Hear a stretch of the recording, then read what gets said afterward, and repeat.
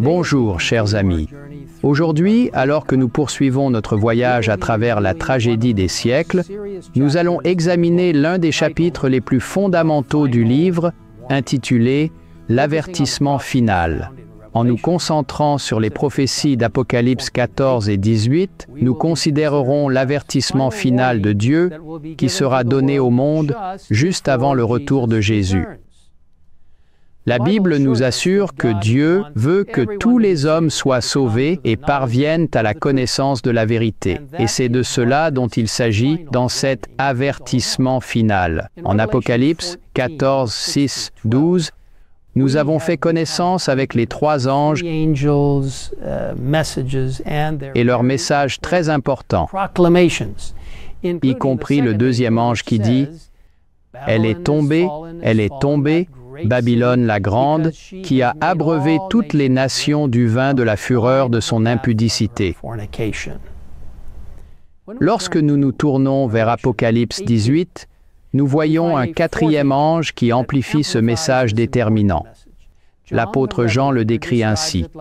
« Après cela, je vis descendre du ciel un autre ange qui avait une grande autorité, et la terre fut éclairée de sa gloire. Il cria d'une voix forte, disant, « Elle est tombée, Babylone la grande. Elle est devenue une habitation de démons, un repère de tout esprit impur, un repère de tout oiseau impur et odieux. »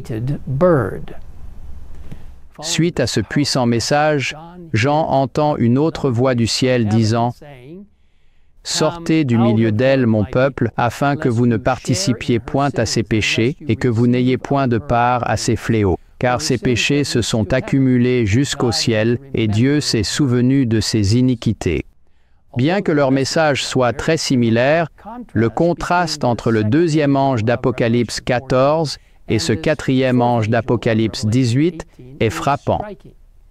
Alors que les deux anges proclament que Babylone est tombée, l'ange d'Apocalypse 14 se contente de délivrer son message, tandis que le quatrième ange d'Apocalypse 18 cria d'une voix forte.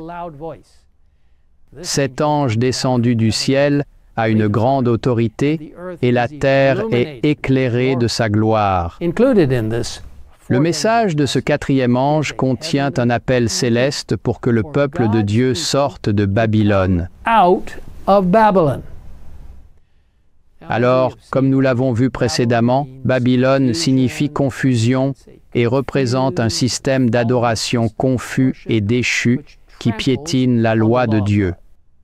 Commentant ce passage d'Apocalypse 18, l'autrice inspirée de la tragédie des siècles écrit « Ce passage nous signale un temps où la proclamation de la chute de Babylone, décrite par le second ange du 14e chapitre de l'Apocalypse, sera réitérée et accompagnée du tableau de la corruption qui s'est introduite dans les diverses organisations qui constituent Babylone après la première proclamation du message dans le courant de l'été 1844. Vous vous souvenez peut-être que dans un chapitre précédent de la tragédie des siècles, nous avons parlé du grand réveil adventiste lorsque, sur la base des prophéties de Daniel, William Miller et beaucoup d'autres attendaient la seconde venue du Christ en 1844. En raison de leur croyance en la venue imminente du Christ, beaucoup ont été contraints de quitter leurs églises qui rejetaient le message adventiste. Bien que Miller ait mal identifié la purification du sanctuaire en Daniel 8, 14 comme la seconde venue du Christ pour purifier la terre, son calcul sur la prophétie des 2300 jours était correct. Le message du second ange d'Apocalypse 14 a été correctement proclamé et ceux qui acceptaient la prophétie biblique étaient prêts à quitter leurs églises plutôt que d'abandonner la vérité biblique. Nous lisons dans la tragédie des siècles qu'en Apocalypse 18, nous avons ici une description effrayante de l'état du monde religieux. À chaque réjection de la vérité, les esprits deviendront plus enténébrés et les cœurs plus obstinés pour aboutir à une impiété effrontée. Malgré ces conditions terribles, Dieu a encore des fidèles au cœur sincère à Babylone, ces institutions religieuses qui prétendent suivre le Christ mais rejettent sa parole, y compris le commandement du sabbat trouvé dans Exode 28, 11. Ces précieuses personnes doivent être averties des jugements à venir qui s'abattront bientôt sur ce système apostat. Alors Dieu envoie un message puissant pour qu'ils sortent de Babylone avant qu'il ne soit trop tard. Ces proclamations, nous dit-on, constituent, avec le message du troisième ange, l'avertissement final donné aux habitants de la terre. Le message du troisième ange, vous vous en souvenez peut-être, se trouve en Apocalypse 14, 9, 12. Il dit que ceux qui adorent la bête et son image et reçoivent sa marque subiront la colère de Dieu et connaîtront de terribles conséquences.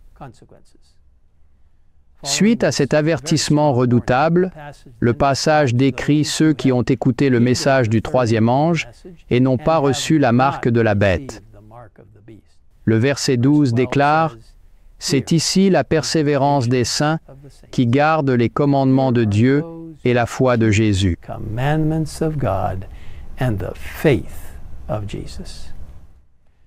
Mes chers amis, le monde est à l'aube de la dernière grande bataille entre le bien et le mal.